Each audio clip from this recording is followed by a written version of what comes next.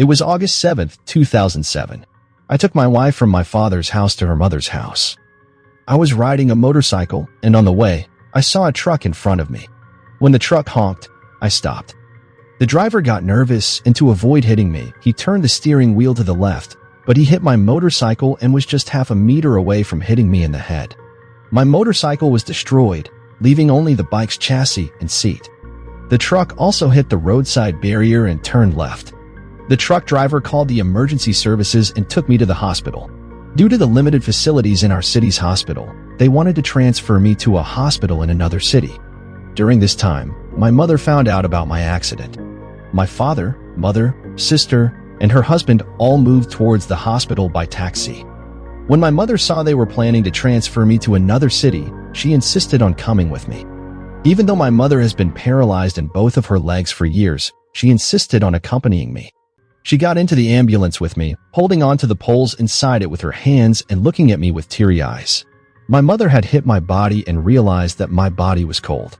Because my cousin's body had also turned cold after the accident and unfortunately couldn't survive, my mother thought I was also going to die.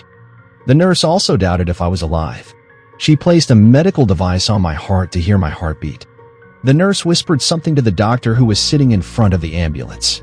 The ambulance stopped, and the doctor came inside to examine me. As soon as the doctor opened the ambulance, my mother remembered Imam Reza and said, "You helped the deer, so help my son too."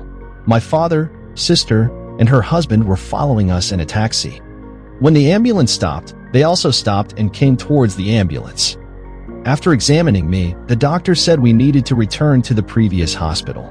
My mother asked why we should go back. The doctor said he had forgotten my file there. My mother said, "My son's file is right in front of the ambulance." The doctor responded, "Your son is dead. Why should we transfer him to another hospital?" My sister mentioned that when the doctor said those words, her father collapsed in grief, sitting on the ground with soil on his head. My mother said that when she heard this, she threw herself on my body and cried out, "Ya Imam Reza." I was on the stretcher and I fell down. When I fell, the tube they had inserted in my throat made a noise. The doctor lifted me back onto the stretcher and told my mother to be quiet, not to cry, as Imam Reza would bring me back. My breathing had returned. When they took me to the Imam Reza Hospital in Burjand, I was admitted to the ICU. I was lying on the bed.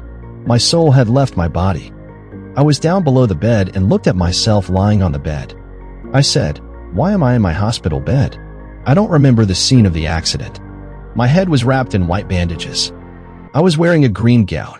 A green blanket was also placed over me. There was a tube in my mouth. A monitor was on the left side, and I could see the wires and graphs displayed on the monitor. I was thinking, why am I here? Why are these wires connected to me? It didn't feel strange to see myself from a distance, but it felt strange to see myself on the hospital bed. I didn't even ask myself why I was looking at myself. There was a window at the end of the room. Light was coming through it, catching my attention. I went to the window and saw the hospital wall. I saw the railing on the wall. Cars were passing by on the street. I went outside the window. I didn't even think about why I went outside the window. How did I pass through that small window? Why didn't I go out through the door? None of these felt strange to me. It was as if something was pulling me towards it to pass through that window. When I went outside, I saw myself in the hospital yard, then I saw myself inside a tunnel. A tunnel like a sleeve, larger at the entrance and getting smaller towards the end. The tunnel was dark. Absolute darkness. After reaching the tunnel, I completely forgot about the hospital. I didn't think about leaving the tunnel due to discomfort and returning to the hospital.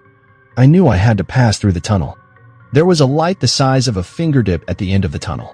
A very soothing voice told me that I had to reach that light myself. Passing through that path was difficult for me. No matter how much I moved towards the light, I couldn't reach it. I kept wondering why the darkness didn't end. Except for that light, no other direction was clear. I couldn't even see in front of my feet. When I reached the light, I entered it. The light was intensely white. I felt good that I finally reached it. When I reached the light, I saw myself in front of the assembly of the 12th Imam. The assembly is a religious building for morning events during the month of Muharram and mosque-like activities such as holding prayers on other days of the year. The door was open, pulling me inside.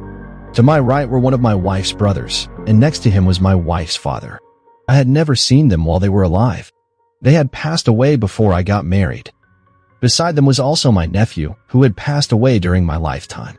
They had put their hands on their chests as a sign of respect towards me, smiling and looking happy. White, yellow, and green lights were coming through the windows. The green light was very pleasant to me. I was standing and thinking to myself. My nephew, who was on my left, said to me, "Go inside, nephew." I could still hear his voice in my ear, even after 11 years. I looked at him. He smiled and repeated, "Go inside." In the middle, there was an old man whom I had seen when I was alive. At that time, his skin color was dark, but when I saw him now, his face was incredibly radiant and beautiful. I was mesmerized by his beauty. I kept thinking, why is he so beautiful? Why is he so radiant? I was standing there just looking at him. While doing so, he put his hand on my left shoulder and turned me back towards where I had come from. He said to me, "Go." As he turned me, he struck me on the back of my head with a staff he had in his hand. Even now, as I touch the back of my head, it hurts. I dropped my head in disappointment. I was discouraged by the fact that I couldn't go inside. I wanted to stay in that space. When a person is alive, they fear death. I, who was dead, didn't want to go back. It felt like someone told me I was going to die. I wanted to remain there. As I lowered my head and was about to leave, the 3 people who had come to meet me at the door were no longer there. When I stepped out, I couldn't remember anything else. It was Thursday night when I regained consciousness. Since then, I made a pact with myself to recite yt.cc every day for the well-being of Imam Mahdi. Imam Mahdi is the 12th Imam of Shia Muslims. Yt.cc is a few verses from Surah Al-Baqarah in the Quran. If you have any questions about these things, feel free to ask in the comments. I am grateful for being able to do this work. When I was at work, my job was repairing household appliances. Sometimes I wouldn't charge the customer and would say, "Pray for Imam Mahdi" or "Send blessings." When I got married and went home with my wife, I said if we have a daughter, I would name her after Imam Mahdi's mother, and if it's a son, I said I would give him one of Imam Mahdi's titles. I named my first daughter Narges and my son Salah.